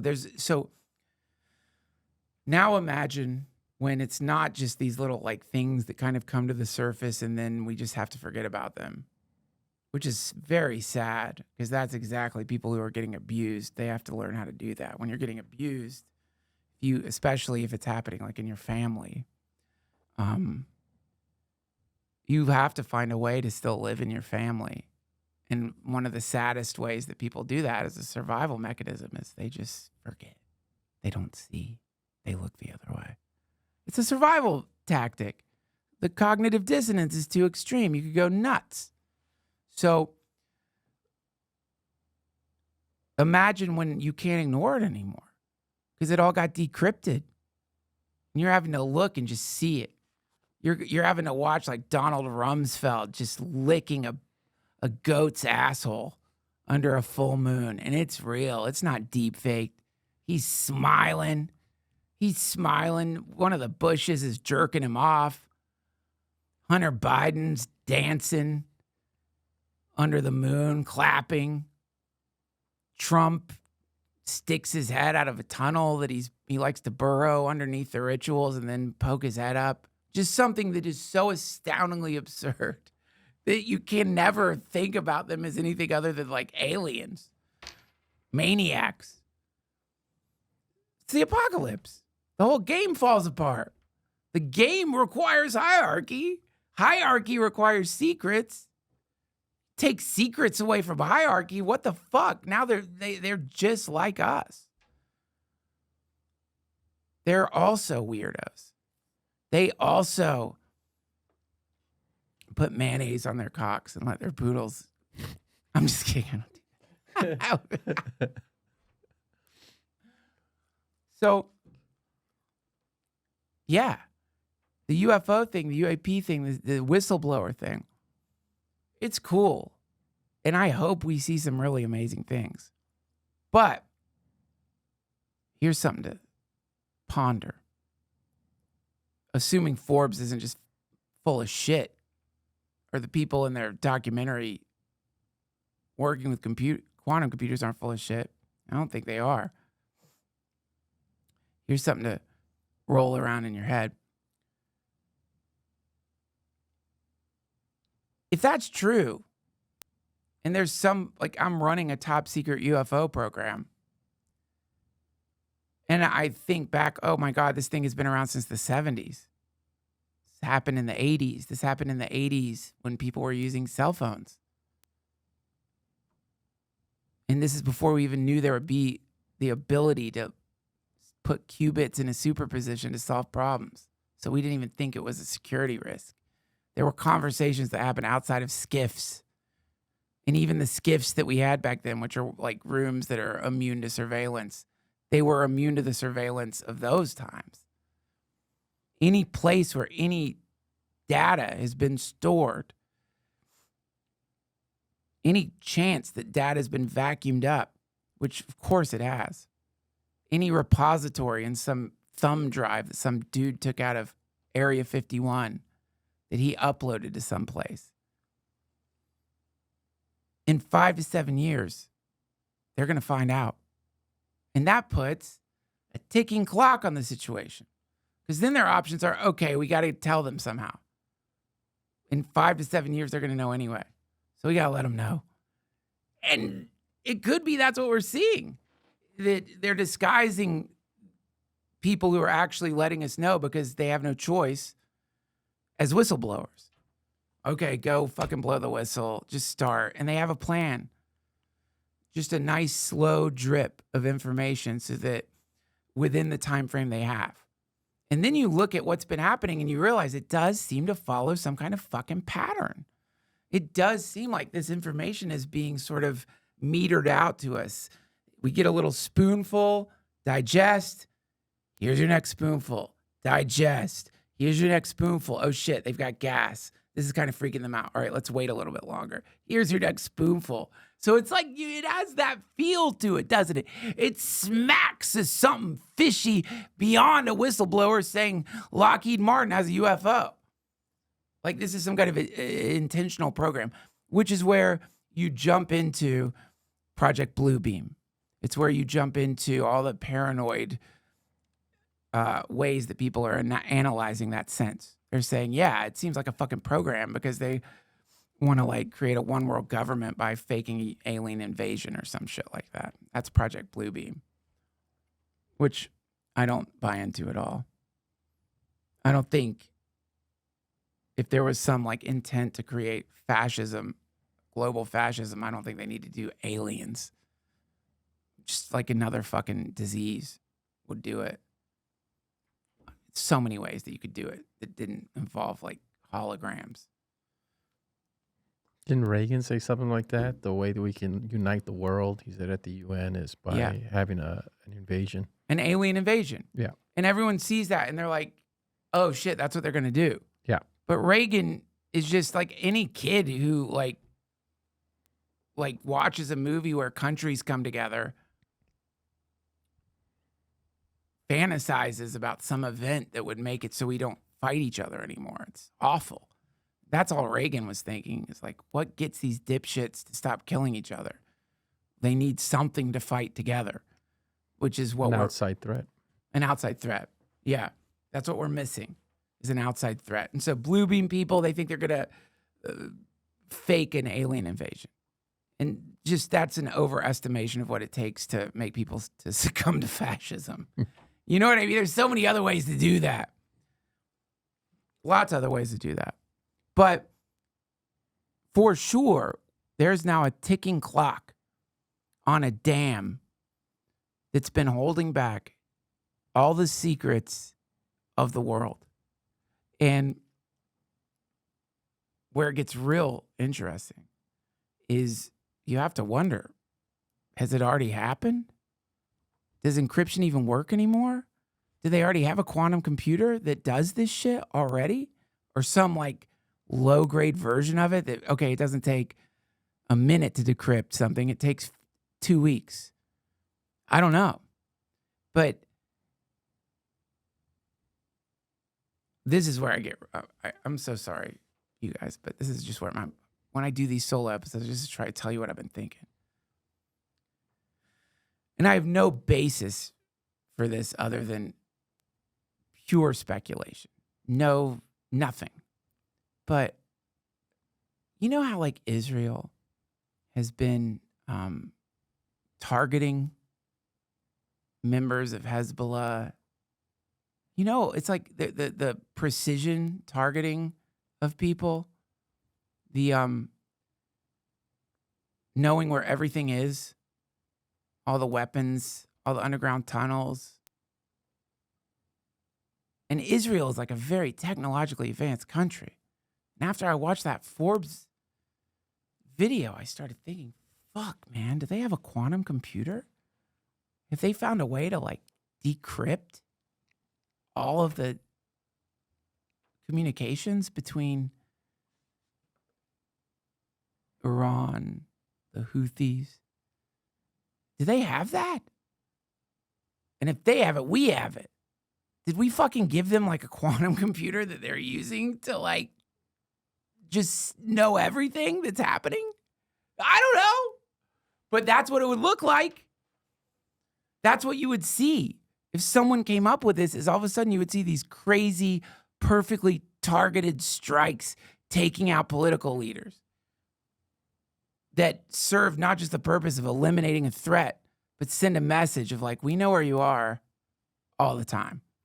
To the point where apparently like Hezbollah, like one of the people they wanted to make the leader was like, no thanks.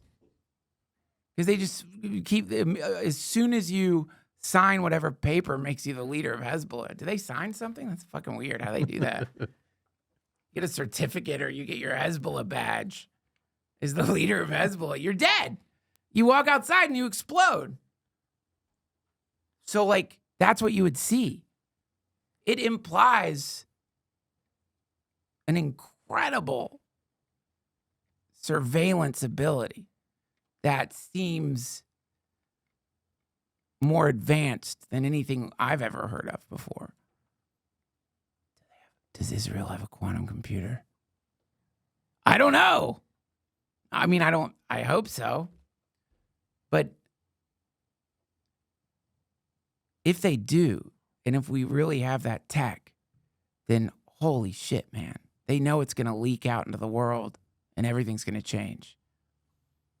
I'm going to cut to a break. We'll be right back with InfoWars. I went Alex Jones. Okay, let's keep going. I went Alex Jones. That wasn't my intent.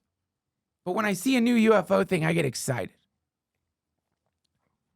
But the real question, I think you have to be asking yourself, unless you're one of those people who's immune to this shit because you stay off your phone because you're healthy, you're out there jogging and reading, you garden. I don't know why you're listening to my podcast, but maybe some of you are out there. I don't know. I have friends where I'm like, do you know about the hurricane that's coming? And I'm like, what? What? How do you not know?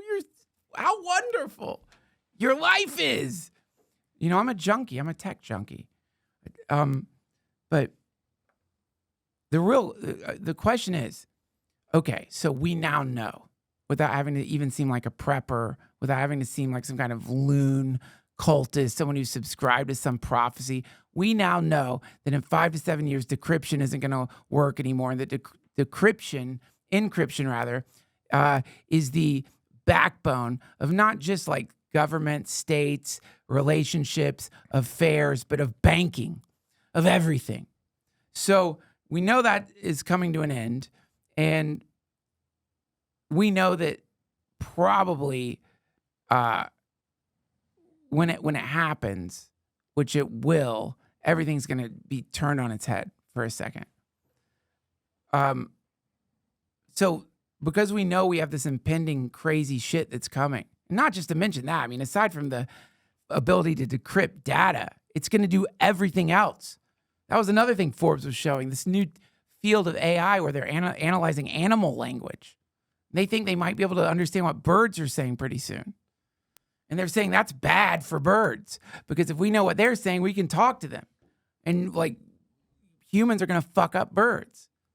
Humans are going to teach birds stuff and tell birds stuff and like, you know, talk to them about like how to start fires.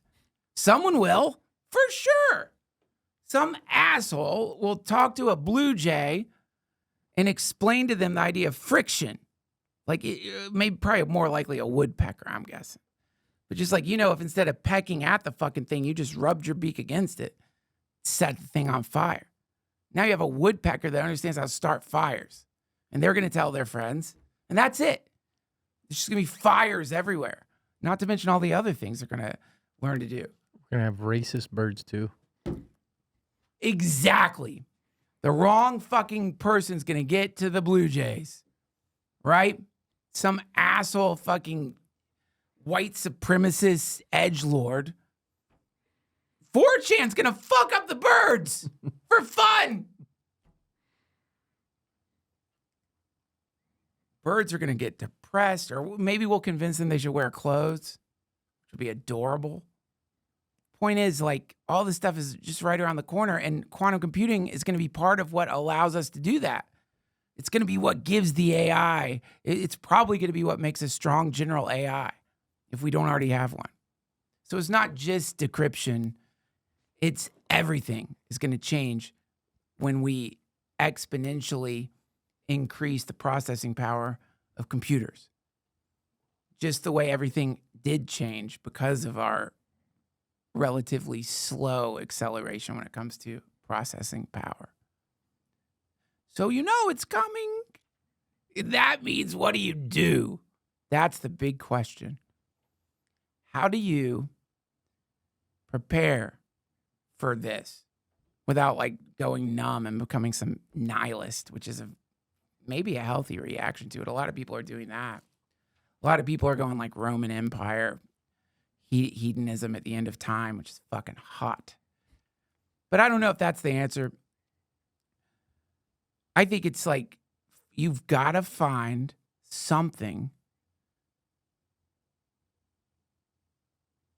like some kind of like foundation, some kind of like whatever it may be, a place within all of this madness that's coming where you could still be kind to other people, where you don't choose fear and anger as a methodology in dealing with what's coming. You don't want to be part of the fucking frenzied masses at the end of time. It's no fun. Who wants to go out like that? It's an embarrassment. I mean, I'm assuming we're all going to be watching videos of this thing we called human life together in some living room, laughing at how we acted in this very realistic simulator. You want to be the like guy on video that became a cannibal, and all your friends are like, dude, what the fuck? Like, why did you decide to start eating people when they said they were aliens before? You don't want to be that guy. You don't want to belly flop into the apocalypse. So, or maybe the idea is you have to become some kind of trip sitter. Maybe like that's the idea, is like, because what's happening is so psychedelic, because technology is a psychedelic. And a lot of people have never taken psychedelics. They're about to have like their first real trip.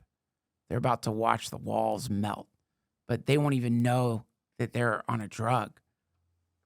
Maybe that's the idea, is like, how can we be a trip sitter at the end of time? How do you maintain some kind of authentic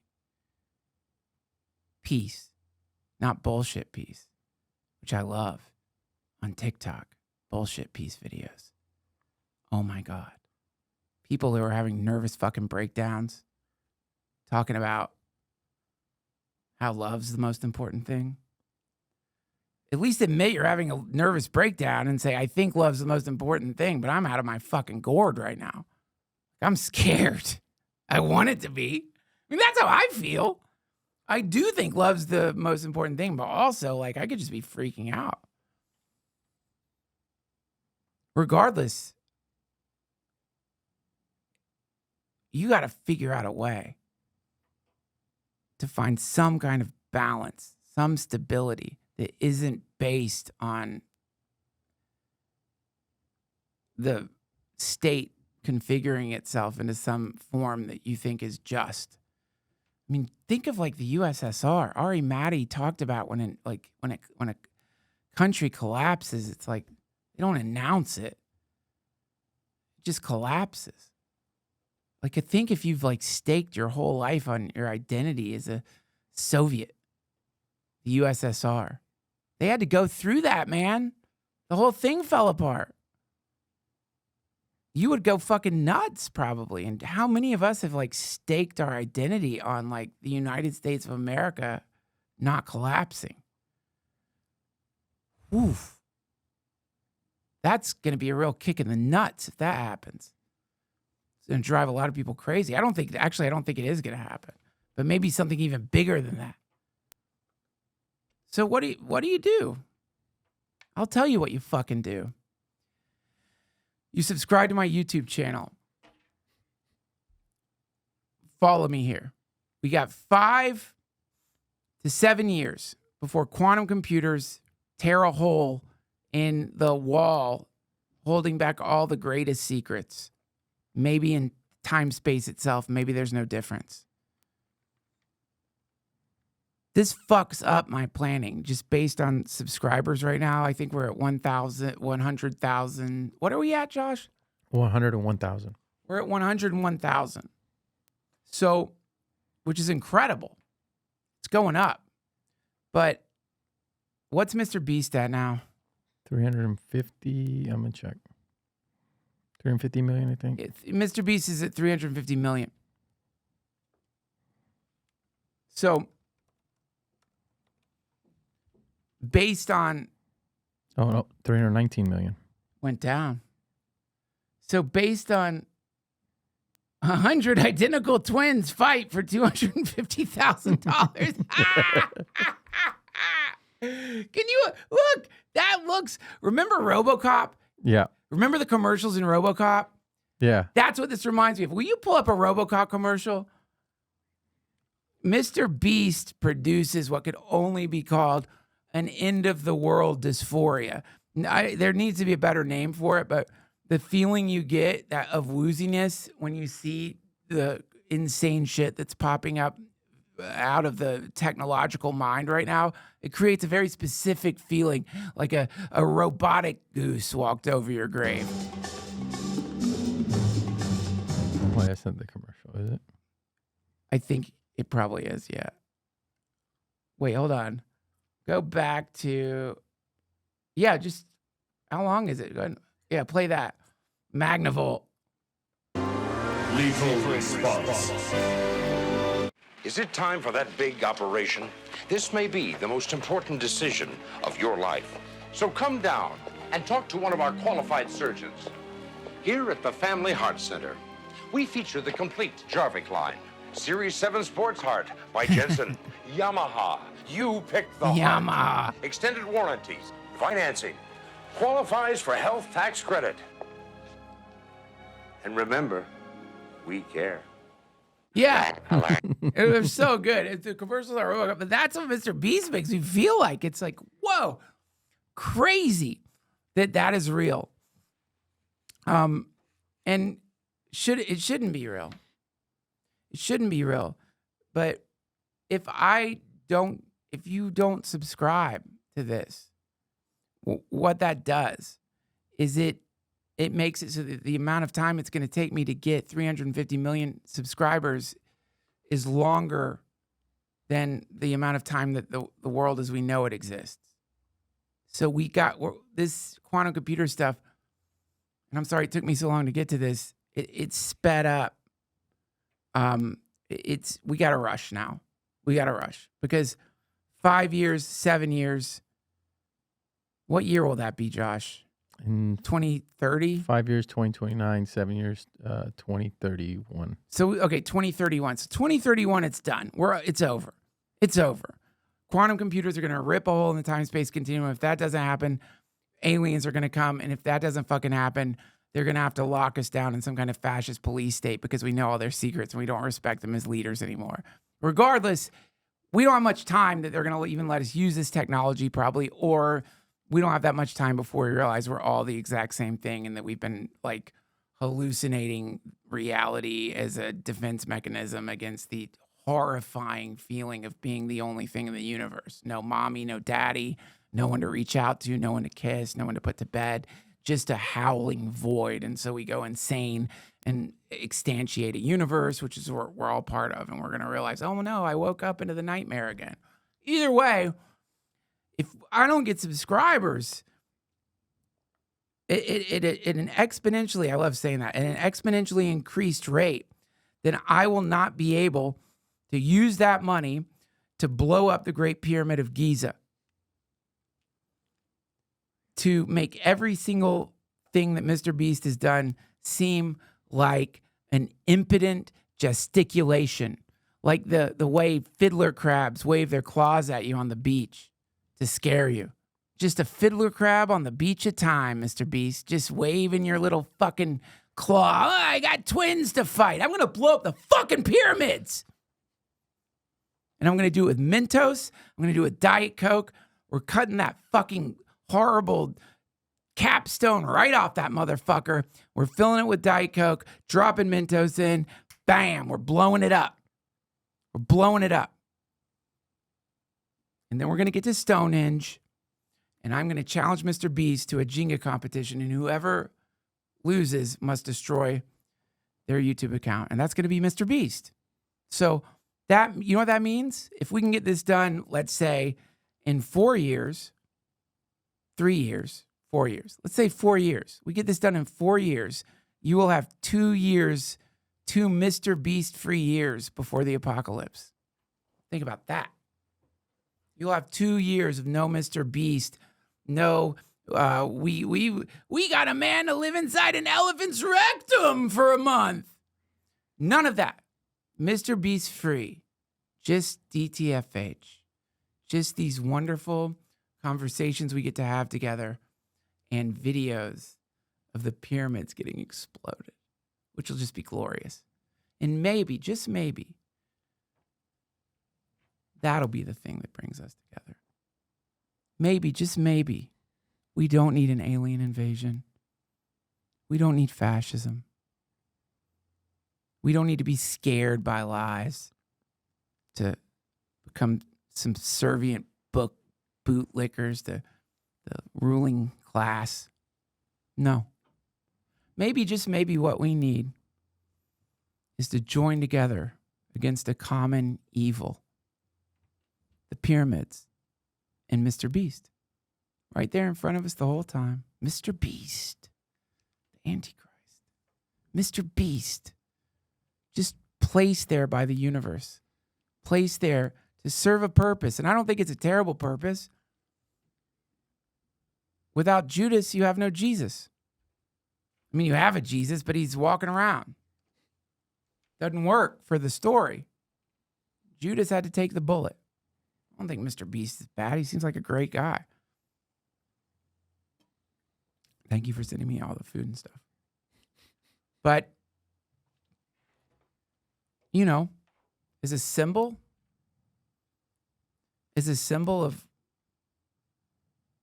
all the antiquated things and all the bad things and all the things that went wrong and all the errors that humans have made on the macro and micro scale, I think Mr. Beast is pretty good for that. I think that's what he represents. An amalgam of all the things we did when we were having our worst day, sewn together as a YouTuber. We're going to take him out. I can't do it without your help. We have 5 to 7 years left of human civilization, and I would love to take the pyramids out with a couple of years after to enjoy that feeling of living on a pyramid, Mr. Beast-free planet. So click subscribe down there. Just click it. I don't even know what it does, but click it. And then I will have not just the exhilaration of knowing that I am part of a team of people all around the planet working together towards a common goal. I won't just have that, but I'll know I have a new friend. I'll know I have a comrade. I know I'll have somebody that I would want to teach my kid how to play basketball or whatever. That's you, or whatever you're good at. I never want you to meet my kid, or I would never let you actually teach them something, but you know what I mean. Click subscribe. Subscribe to love here in the last few fleeting years before the end of time. I'll see you guys next week. Bye.